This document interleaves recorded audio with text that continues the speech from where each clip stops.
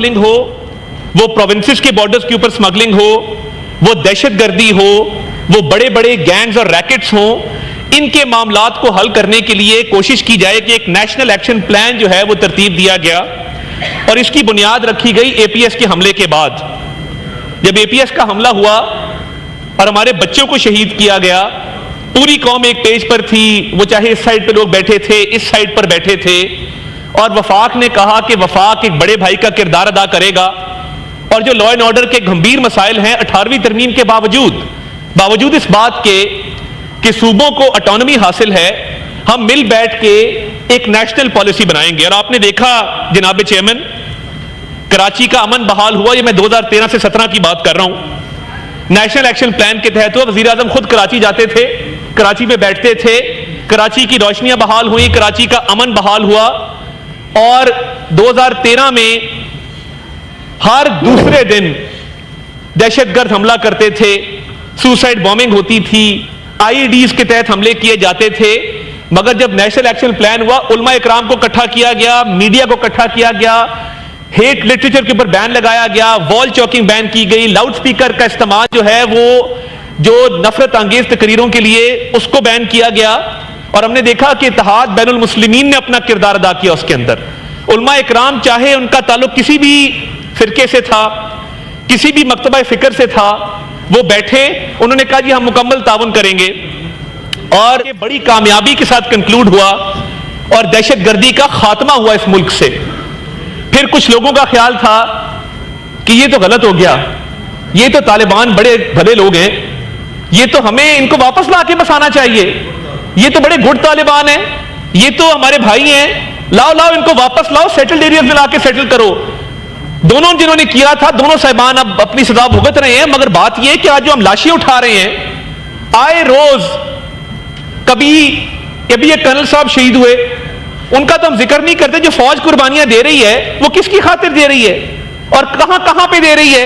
मेरा उस हल्के से ताल्लुक है, मैं 70,000 क्रिश्चियन वोटर्स की नुमाइंदगी करता हूं। सबसे बड़ी क्रिश्चियन आबादियां मेरे हल्के के अंदर मौजूद है। खलील सिंधु साहब बैठे, इनको पता है। माइनॉरिटीज के हकूक की जहां बात आती है, हम सारे यकजा होके मुत्तहिद होके खड़े होने के लिए तैयार हैं इस बात पर। मगर बात यह है कि ये बिगाड़ ये किसने पैदा किया, कब पैदा किया? ये पॉलिसी डिसीजन जब स्टेट ने लिया और उस स्टेट में उस वक्त के वजीर आजम ने इसको लीड किया और कहा कि ला के इनको वापस बसाओ, तो उन्होंने ये नहीं देखा कि एक national action plan in place था और उस नेशनल एक्शन प्लान के तहत वफाक और सूबों ने मिलकर कुर्बानियां भी दी थी और दहशतगर्दी का खात्मा किया था। आज उन दहशतगर्दों को लाके जब वापस बसाया गया है, वो कभी बलोचिस्तान में हमले करते हैं, कभी खैबर पख्तूनख्वा में हमले करते हैं। और अफसोस के साथ कहना पड़ता है, all due respect to Ali Amin Khan, मगर जब आप 24 घंटे में से 16 घंटे सियासी सरगर्मियों पे लगाएंगे, सीटीडी किसने कायम करनी थी और सीटीडी पंजाब में क्यों कायम हुई? फोरेंसिक लैब पंजाब में क्यों कायम हुआ? लाहौर के अंदर, इस्लामाबाद के अंदर सेफ सिटी क्यों बनाई गई? हमारा कोयटा, हमारा पेशावर आज सेफ सिटी से क्यों महरूम रहा? किसी सूबाई हुकूमत ने इस पर तवज्जो क्यों नहीं दी कि सेफ सिटी लगना चाहिए? आज सेफ सिटी लगा होता। लाहौर में एक दहशतगर्द ने हमला किया, हमारे सीनियर पुलिस ऑफिसर सीटीओ थे, हमारे दोस्त थे, कैप्टन मुबीन शहीद हुए, कोयटा में पोस्टेड रहे, बहुत सारी सर्विस कोयटा में की, हमने उनकी भी लाश उठाई, उनका भी जनाजा पड़ा। सेफ सिटी कैमरास की मदद से हमने बैक ट्रैक किया, हम उन अफगान बशिंदों तक पहुंचे जिन्होंने उसकी सारी प्लानिंग की थी, उनको सजा दिलवाई। ज़ैनब का मामला होता है कसूर के अंदर, फोरेंसिक लैब 2 किलोमीटर के रेडियस के अंदर तमाम टेस्टिंग करती है। ज़ैनब वाले केस के मुलजिम को फांसी हुई इस मुल्क के अंदर। तो ये सूबाई हुकूमतों की कैपेसिटी बिल्ड करना, क्या हमारी तमाम पार्टियां जो यहां मौजूद हैं उनके नुमाइंदों का फर्ज नहीं है? क्या उनके अपने अपने चीफ मिनिस्टर का फर्ज नहीं है?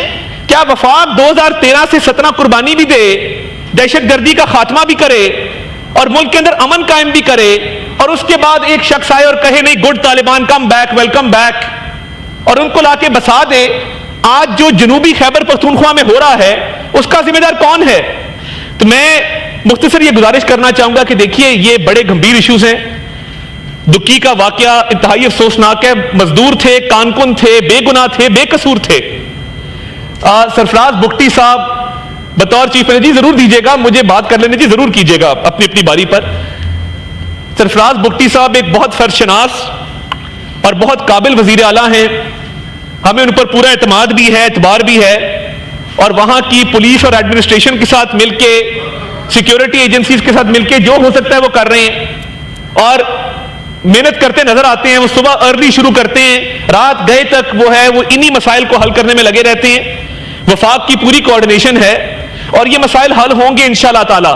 ہم نے پہلے بھی کیا ہے، ہم دوبارہ بھی کریں گے۔ اور جہاں تک ریسورسز کی بات ہے، دیکھیے یہ جو ریسورسز جاتے ہیں، چاہے وہ وفاق دے، چاہے وہ NFC ایوارڈ کے تحت ہو، تو یہ NFC ایوارڈ کا سلسلہ بھی میں کریڈٹ دینا چاہتا ہوں صدر آصف علی زرداری صاحب کو۔ یہ ان کا ویژن تھا کہ جس کے تحت یہ NFC ایوارڈ جو ہے اس کے تحت صوبوں کو ریسورسز جاتے ہیں، لا اینڈ آرڈر کے لیے جاتے ہیں، اینٹی ٹیررزم کے لیے جاتے ہیں۔ تو یہ بتایا جائے کہ نیشنل ایکشن پلان کی 2018 سے 22 کتنی میٹنگز ہوئی، میں آپ کو بتا دیتا ہوں۔ ایک میٹنگ کے علاوہ 2018 سے 22 اس شخص نے ایک نیشنل ایکشن پلان کی میٹنگ نہیں کی۔ دہشت گردی اور دہشت گردی کا خاتمہ ان کی پرائرٹی پہ نہیں تھا۔ اور جو سیاسی وے فارورڈ کی بات کی گئی، میں اس پر بھی آتا ہوں۔ ہمیں تربیت دی گئی تھی، ہمیں سکھایا گیا تھا کہ سیاسی مخالف سیاسی دشمن نہیں ہوتا، اس کی خوشی غمی میں شریک ہونا سیکھو۔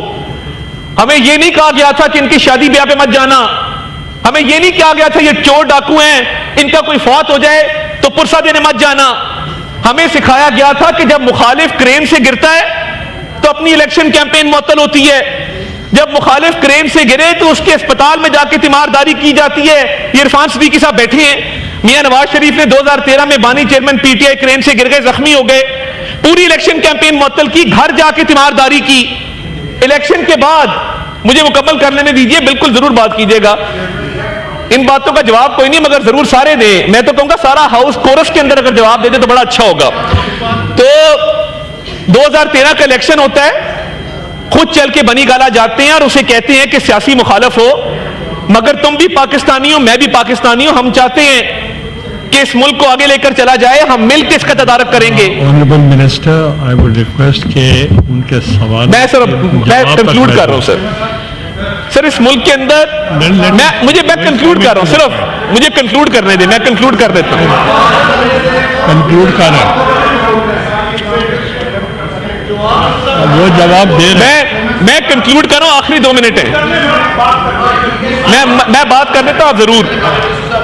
جہاں میں نے یہ گزارش کی کہ چاہے یہ صوبائی سبجیکٹ ہے، وفاق اس پہ پوری کوآپریشن کوارڈینیشن کرنے کو تیار ہے، وہ چاہے لا اینڈ آرڈر کا مسئلہ ہو۔ دیکھیے جو کچے کا مسئلہ ہے وہ صرف سندھ میں نہیں ہے، جہاں کشمور اور گوٹکی میں وہ مسئلہ ہے، وہیں میرے رحیم یار خان اور راجن پور میں بھی وہ مسئلہ ہے۔ یہ ٹرائی بارڈر ایریا ہے جس کے اندر کچے کا یہ آپریشن کیا جا رہا ہے، اس کے لیے پولیس کو APCs دی گئی، پولیس کو اکوپ کیا گیا۔ ہمارے ہاں ریورائن پولیس کا کانسیپٹ نہیں تھا کہ وہاں کچے کے علاقے سے دریا گزرتا ہے، پولیس کو باقاعدہ بوٹس بنا کر دی گئی، ان کی ریورائن ٹریننگ کی گئی۔ ریورائن پولیس کی اسٹیبلشمنٹ پہلی دفعہ تاریخ میں ہوئی کہ دریا کے دونوں کناروں کے اوپر جو مسئلہ ہے اس کو حل کیا جائے۔ سیاسی روایات پہ آخری بات کر کے میں اپنی بات ختم کروں گا۔ یہ بیٹھے ہیں عرفان صدیقی صاحب، ان کی آج بھی وہ فوٹیج موجود ہے جہاں پہ انہوں نے ہتھ کڑی لگائی ہوئی اور ایک قلم پکڑا ہوا ہے۔ اس ملک میں جو میں بات کر رہا ہوں کہ خوشی غمی میں منع کیا گیا کہ یہ دشمن ہے اور یہ وقت کا دھارا ہے، آج ہم ادھر بیٹھے ہیں، کل آپ بیٹھے تھے، کل پھر کوئی بیٹھا ہوگا یہاں پہ، یہ چلتا رہتا ہے، کوئی اس طرف بیٹھا ہے، کوئی اس طرف بیٹھا ہے، مگر ہماری سیاسی روایات جو ایک شفاف دریا کی طرح تھی، اس کو زہر آلود کس نے کیا، اس میں آلودہ پانی کس نے ڈالا؟ اس نے ڈالا جس نے فریال تالپور کو چاند رات کو گرفتار کر کے کہا کہ اس کو جیل میں بھیجو۔ یہ زہر آلود اس نے کیا جس نے مریم نواز شریف کو باپ کے سامنے گرفتار کروایا اذیت دینے کے لیے، اور یہ ثابت کیا کہ ہمارے ہاں جو خواتین کی عزت ہے اور خواتین کو سیاسی مقدمات میں ملوث نہیں کیا جاتا، وہ کیا جائے گا۔ چادر چار دیواری کے تقدس کو پامال کرنے کی روایت بانی چیئرمین PTI نے ڈالی۔ یہاں پہ میت پڑی تھی نواز شریف صاحب اور شہباز شریف صاحب کی والدہ کی، اور اکاؤنٹیبلٹی کورٹ نمبر 5 لاہور کا جج یہ کہہ رہا تھا کہ میں نے جرا کرنی ہے۔ یہ ہنسنے کی بات نہیں، والدہ کی میت پڑی ہو اور جج آپ کو کہہ رہا ہو، یہ موجود تھے بہت سارے لوگ یہاں، جج کہہ رہا ہو کہ میں نے جرا کرنی ہے، تو کیا انسان پہ گزرتی ہے کہ والدہ کی میت پڑی ہے اور ساتھ کہا جا رہا ہے نہیں جرا ہم نے مکمل کرنی ہے؟ تو بات یہ ہے جہانگیر ترین کی بچیوں پہ کس نے پرچے دیے، علیم خان کی بیگم پہ کس نے پرچے دیے؟